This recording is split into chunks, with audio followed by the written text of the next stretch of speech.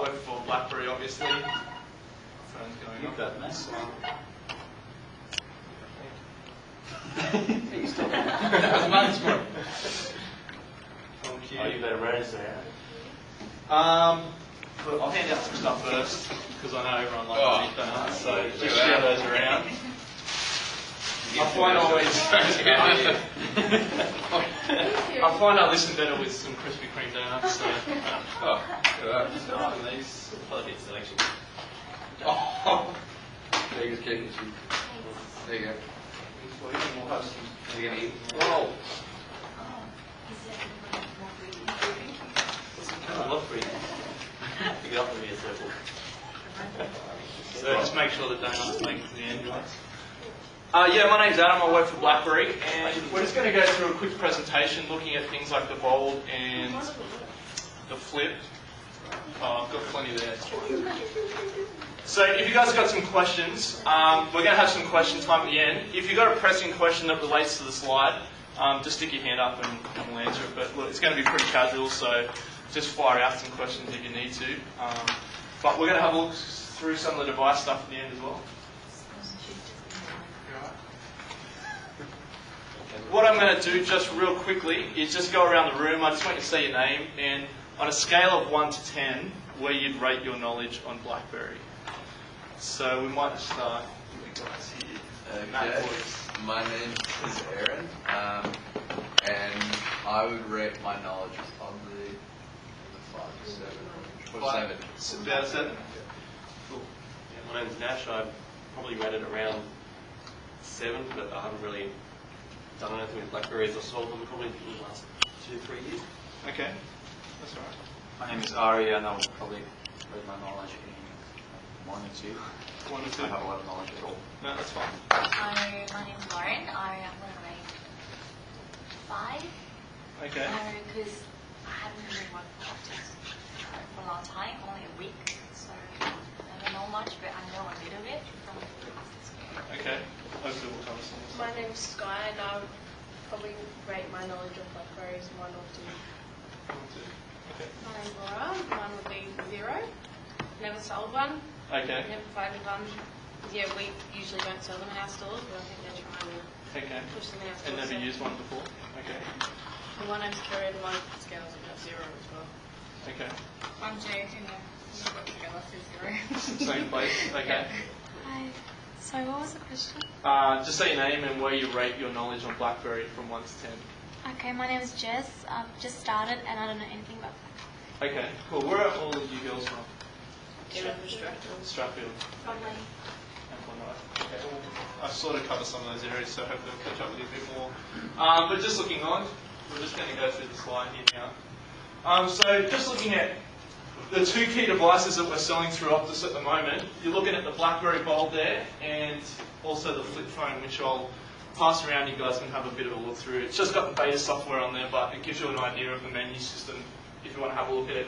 One of the big questions you're going to get asked in store is what's the difference between BlackBerries and other smartphones, and what's the difference between one BlackBerry and another. So we're going to have a look at some of those things, but what I want to talk about with these 2 phones is some of the similarities, because there's some common threads with all BlackBerry phones which are distinct to BlackBerry and what's separated from other smartphones. So just looking at these 2, you can send email messages. We're just going through some real basic stuff, but it's all key. Take pictures, watch videos and listen to music. Send text messages, browse the internet, organise your agenda. You've got a micro SD card slot, so expandable memory. Both phones currently take 16 gig micro SDs, and 32s are going to be available soon as well. So you can tell customers that also. And much more, which we're going to go through. And we're going to touch on all of those things. Just looking at some of the history of BlackBerry just quickly, you can see some of the earlier handsets here moving up to the Curve and now the Bold as the current handset. So if you look back back in BlackBerry's history, back when we started, one of the first phones we had was just looked like this little pager thing that probably would just send a couple of messages here and there and not do a whole lot more. But one of the good things about BlackBerry is it's created by a research company, so they're constantly developing and taking feedback and things like that. So some of the important things about BlackBerry for you guys as a sales point of view that you need to get your head around. powerful wireless devices with the most advanced technology. So embedded wireless modem for the bulb, exceptional battery life, optimized keyboard and thumb operated trackball. One of the unique things you'll just see about the BlackBerries as you pass them around is they've got like a trackball which you can change the sensitivity, which is, it's built for web browsing really. Easy to read backlit screen, so the screen actually changes, it's depending on the lighting as well in the room. Intuitive menu-driven interface. Always on, always connected technology. So push delivery. You don't need to retrieve your email finds you. Who here knows anything about the difference between push and pull email? Do you want to just, yeah, so as soon as the email is received on the server, it gets pushed to your device automatically, rather than having to usually automatically check on a regular basis, actually check them if there's any new emails compared to what you've got and downloading the new ones. Yeah. So, yeah, great explanation. One of the other things, and a way to explain it to customers, just to simplify it as well, is having pull email is like having to go to a post office box, and you've got to walk down there and open up the post office and get your information that way. But having push technology is like having a courier deliver it straight to your door. So it actually comes through to your handset, it comes straight through to the desktop. And what happens, if you guys can see this screen here, so if I got push email, I actually get a notification of which email address it's gone to, and I also get an icon on my phone of how many emails I've got and messages. So that's one of the cool things that BlackBerry provide. And when it says always connected, it means that it's constantly checking the servers to push through that information.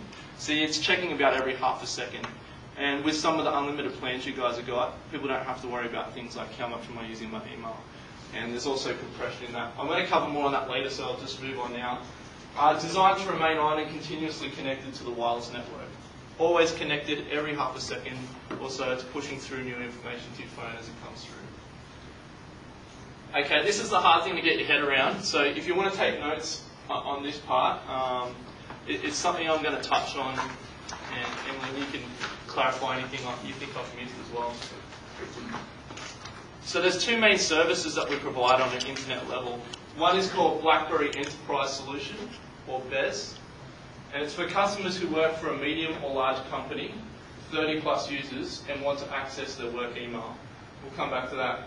BlackBerry Individual Solution is the customer is using personal emails, IMAP4, POP3, Hotmail, Gmail, Yahoo, ISP addresses.